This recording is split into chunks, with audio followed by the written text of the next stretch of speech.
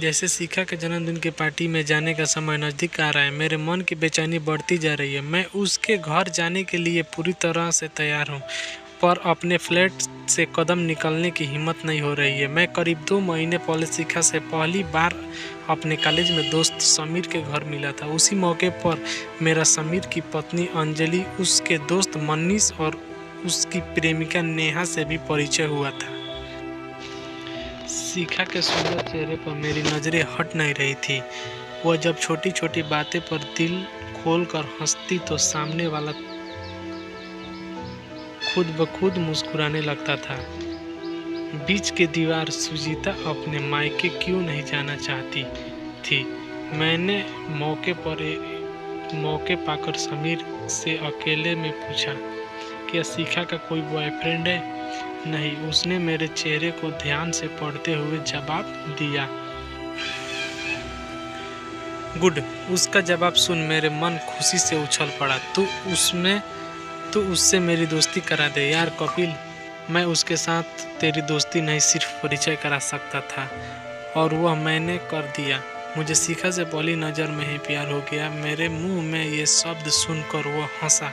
तू ज़्यादा बदल नहीं है, कॉलेज में भी आए दिन तुझे पहली नज़र में प्यार करने वाला कीड़ा काटता रहा था। सरिता ने दीपक से शादी के लिए इनकार क्यों किया था? पुरानी बातें भूल जा मेरे दोस्त। अब मैं अपना घर बसाना चाहता हूँ। मुझे लगता है कि शिखा ही मेरे सपनों की राजकुमारी है। मैंने उसे विश्वास दिलाने की कोशिश करी कि मैं प्यार के इस ताज़ा मामले के एकदम सियासी हूँ। पहली मुलाकात में ही शिखा ने मेरे दिलो दिमाग पर ज़बरदस्त जादू कर दिया था। उसे अपने बनाने के चाह में मेरी रातों की नींद और दिन का चैन छीन लिया। उस मुलाकात के तीसरे दिन शाम को ही मैं शिखा के उसके ऑफिस के बाहर मिला। वह मुझे देखकर खुश हुई। फिर हम कॉफ़ी पीने के लिए एक रेस्टोरेंट में जा बैठे। हमारे बीच उस शाम ढेर सारी बातें हुई। हंसी खुशी से बात करते हुए कब घंटा भर बीत गया हम दोनों को भी पता नहीं चला।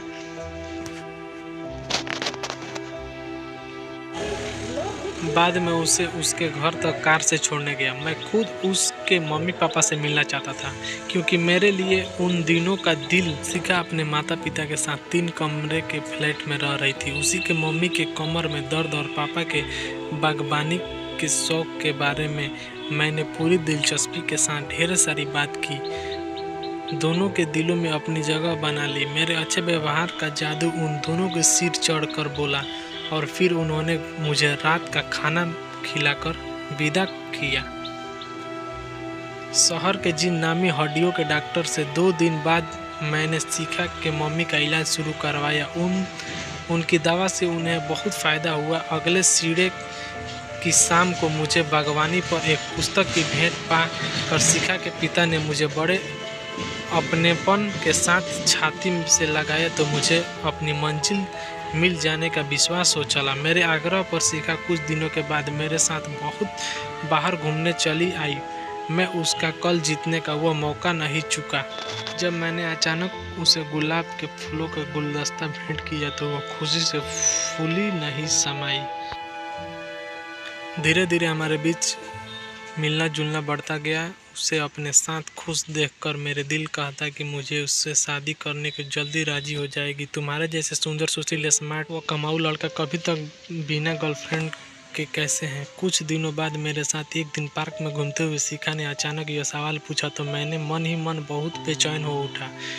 मैंने अपने मन की उथाल पुथाल को काबू में रख सहज आवाज़ से जवाब दिया, शिखा मेरी जान पहचान तो तुम्हारी सारी लड़कियों से है, पर कभी कभी मुझे भी यह सोचकर बहुत हैरानी होती है कि मेरी ज़िंदगी में आज तक मेरे सपनों की राजकुमारी क्यों नहीं आई।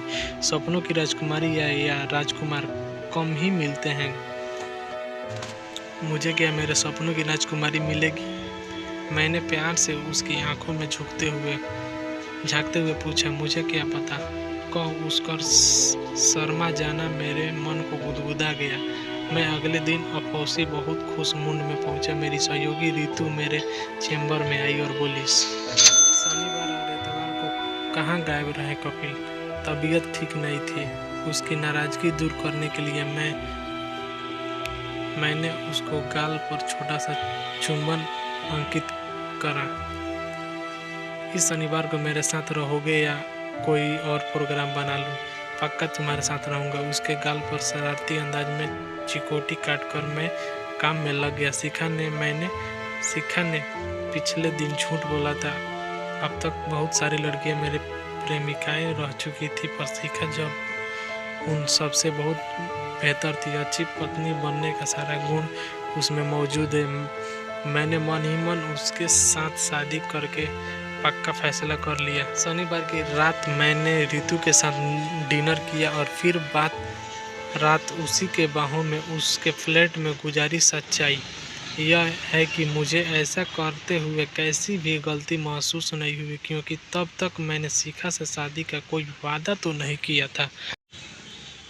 वैसे 2 हफ्ते बाद आए रविवार को शिखा के सामने शादी का प्रस्ताव रख मैंने इस काम को पूरा कर दिया था। तुम्हारे बिना मुझे अपनी ज़िंदगी अधूरी भी लगने लगी। शिखा, तुम हमेशा के लिए मेरे हो जाओ, मेरे सपनों की राजकुमारी। मैंने उसकी आंखों में प्यार से झलकते हुए कहा तो उसके गोरे गाल गुलाबी हो उठे। जिंदगी की राहों में तुम्हारी हमसफर बनकर मुझे बहुत खुश होगी, कपिल। इन शब्दों से उसकी हंस सुनकर मेरी खुशी का ठिकाना नहीं रहा। फिर हमारे बीच यह फैसला हुआ कि 3 दिन बाद शिखा के जन्मदिन के अवसर पर हम शादी करने के अपने फैसले के बाद सब दोस्तों, रिश्तेदारों और परिवारों के सदस्यों को अवगत कराकर सरप्राइज देंगे। अगली रात 9 बजे करीबन बिना सूचना दिए समीर और अंजलि मेरी तरह नीले कवर वाली एक फाइल बढ़ाते हुए मनीष बहुत गंभीर लहजे में बोला, कपिल, इस फाइल को पढ़कर मुझे मालूम पड़ा कि वो शिखा की मेडिकल फाइल थी। उसने करीब 10 महीने पहले नींद की गोलियां खाकर आत्महत्या करने की कोशिश करी थी। इस फोटो में शिखा के साथ उस पर प्रेमी राजीव खड़ा था। इसी के हाथों प्यार में धोखा खाकर शिखा ने आत्महत्या करने की कोशिश की थी। अंजलि ने अपने पर्स से निकालकर एक पासपोर्ट कार्ड साइज का फोटो मेरे हाथों में पकड़ा दिया। मनीषा के दांत पिसते हुए बताया, धोखेबाज इंसान एक तरह तो शिखा से शादी करने का दम भरता था और दूसरी तरफ शिमला में अपनी पुरानी प्रेमिका के साथ होटल में गुलछर्रे उड़ा रहा था। यही खबर शिखा को अपनी जान पहचान की लड़की से मिले तो उसे इतना गहरा सदमा पहुंचा कि उसने आत्महत्या करने की कोशिश करी। तुम मेरी इस टेढ़ी उंगली को देखो। मुझे राजीव एक बार किसी पार्टी में मिला था। मैंने गुस्से से पागल होकर उसके ऊपर इतने गुस्से बरसाई कि मेरी इस उंगली का फ्रैक्चर हो गया। नेहा ने रोक लिया, नहीं तो मैं उससे उस दिन जान से ही मार देता। समीर ने गुस्से से लाल हो रहे मनीष को शांत करने के बाद मुझे कहा, शिखा के अंदर वैसा दूसरा सदमा सहने की ताकत नहीं है। कपिल, अगर तुम्हें लगता है कि तुम उसके प्रति जिंदगी भर वफादार नहीं रह पाओगे तो कल उसके जन्मदिन की पार्टी में मत आना। उसे दुख तो बहुत होगा, पर हम उसे संभाल लेंगे। अंजलि ने मुझे एक भावुक लहजे में प्रार्थना करी, फैसला सोच समझ कर करना। ऐसा नहीं, जरा प्यार के विश करो। वह मेरे गले लग गई। Happy birthday my love. पता नहीं कैसे ये शब्द मेरे मुंह से खुद ही निकल कर मुझे हैरान कर गए। मुझे मेरे दोस्तों ने कल रात तुमसे हुई मुलाकात के बारे में सब बता दिया। कपिल, यह सहज भाव से मुस्कुरा रही थी। तुम्हारे लायक नहीं हूँ शिखा। मैं तुम्हारा दिल तोड़ उससे अच्छा यह होगा कि हम अभी अलग।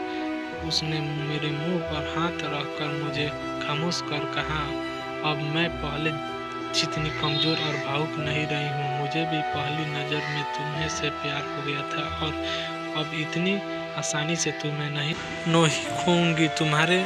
तुम्हें मेरे प्यार ज़रूर बदल डालेगा।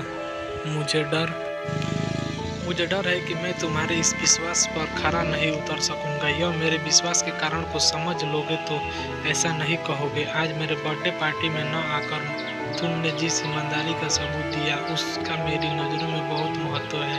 यही ईमानदारी तुम्हारे अंदर भावी बदलाव का बीज बनेगी। यह कदम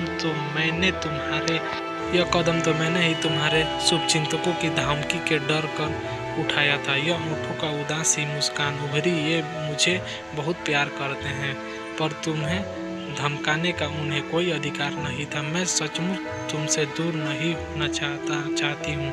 कह वह तेरी छाती से आग लगी। मैंने उसे बहुत मजबूती से अपनी बाहों में घेर में कैद कर लिया। उस पल के दिलो दिमाग में कोई उलझन या अनिश्चित बाकी नहीं बची थी। उसकी आंखों में लहर रहे प्यार के सागर को देखकर मुझे विश्वास हो चला था कि भविष्य में कोई रीत मुझे कभी लालच कर शिखा के प्रति बेवफा करने को मजबूर नहीं कर सकेगी। तो इस कहानी से आप लोगों को क्या सीख मिलेगी, क्या सीख मिलती है, वीडियो कमेंट में बताइए। और